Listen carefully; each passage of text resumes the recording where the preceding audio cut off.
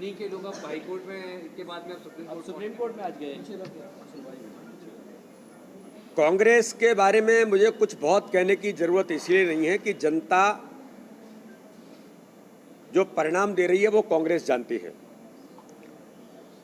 कांग्रेस कोई भी चुनाव है उस चुनाव से भागना चाहती है। उनके नेता उनके कार्यकर्ता तो भाग ही रहे हैं। अब कांग्रेस के नेतृत्व को लगता है कि चुनाव में जाएंगे तो हमको मुंह की खानी पड़ेगी, इसलिए वो पंचायत चुनाव में डॉल कैरेक्टर के साथ कभी ये कहते हो ना कभी कुछ करते हैं। तो जिस प्रकार से वो अगर उनको लगता है कोई लेकुना है तो ये किसी का भी सबका अधिकार है, लेकिन चुनाव में मैदान में उतरना चाहिए। उसको छोड़ करके चुनाव कैसे रुके, पंचायत चुनाव न हो, जो लोकतंत्र का मजबूती का सबसे बड़ा आधार पंचायती राज की व्यवस्था है, जिसके अंतर्गत नीचे के हमारे सभी जनप्रतिनिधि चुन करके आएंगे तो लोकतांत्रिक व्यवस्था तो मजबूत होगी ही।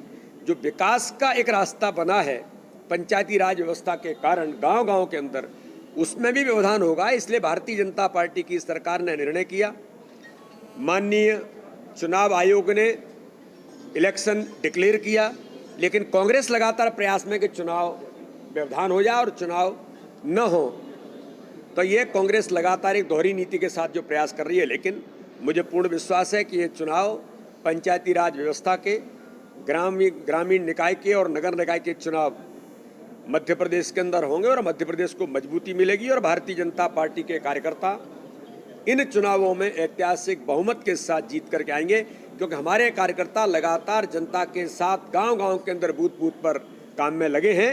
इस आधार पर मैं कहता हूं, गरीब कल्याण की योजनाओं के आधार पर जो हर गरीब का जीवन बदलने का काम मध्य प्रदेश के अंदर कर रही हैं, चाहे माननीय प्रधानमंत्री के नेतृत्व में, माननीय मुख्यमंत्री के नेतृत्व में हो, तो इन चुनावों में जनता भारतीय जनता पार्टी के उन कार्यकर्ताओं को जो भाजपा के कार्यकर्ता के तौर पर खड़े होंगे, क्योंकि सिंबॉलिक चुनाव नहीं है, ये चुनाव बिना सिंबल के होता है, लेकिन कार्यकर्ता चुनाव लड़ेंगे तो भाजपा के कार्यकर्ता ऐतिहासिक बहुमत के साथ इस चुनाव को जीतेंगे। मध्य प्रदेश ने चीफ ऑफ आर्मी स्टाफ, जो देश के पहले हमारे CDS जनरल रावत जी और उनके साथ हमारे जो सभी सैनिक जो शहीद हुए हैं, उन सबको आज भारतीय जनता पार्टी मध्य प्रदेश ने, हमारे सैनिक प्रकोष्ठ ने श्रद्धा के सुमन अर्पित किए हैं। ये देश को एक अपूरणीय क्षति है। एक ऐसा व्यक्तित्व, जनरल रावत जी के बारे में ये कहा जाता है कि इस देश के अंदर आर्मी का आधुनिकीकरण और देश के प्रधानमंत्री माननीय नरेंद्र मोदी जी ने आर्मी को जो अधिकार संपन्न बनाया, सेना को जो अधिकार दिए, और माननीय प्रधानमंत्री ने कहा कि अब इस देश की सेना को दिल्ली की तरफ देखने की जरूरत नहीं है, उनको अपना निर्णय करने का अधिकार होगा। और उसी का परिणाम था कि जनरल रावत जी के नेतृत्व में इस देश के अंदर आर्मी ने, चाहे सेना के हमारे सीमाओं के किसी भी क्षेत्र पर, चाहे पाकिस्तान या चीन या और भी जो इस देश के अंदर हमारे लिए प्रश्न थे, उन सब पर बखूबी अधिकार संपन्नता के साथ जवाब देने का काम उनके नेतृत्व में इस देश की सेना ने किया। और हमें गर्व है जनरल रावत पर और हमारी देश की सेना पर कि उनके नेतृत्व में प्रधानमंत्री मोदी जी के साथ इतने वर्षों तक किसी प्रकार की जो घटनाएं देश के अंदर होती रहती थी, उन सारी घटनाओं पर विराम लगा। तो आज ये देश जनरल रावत जी को और मध्य प्रदेश के साथ उनका जो संबंध है कि मध्य प्रदेश के वो दामाद थे। एक हमारा नौजवान साथी अपने सीहोर जिले का, उनकी भी शहादत हुई है। तो मध्य प्रदेश, पूरा मध्य प्रदेश इस शोक की लहर में डूबा हुआ है।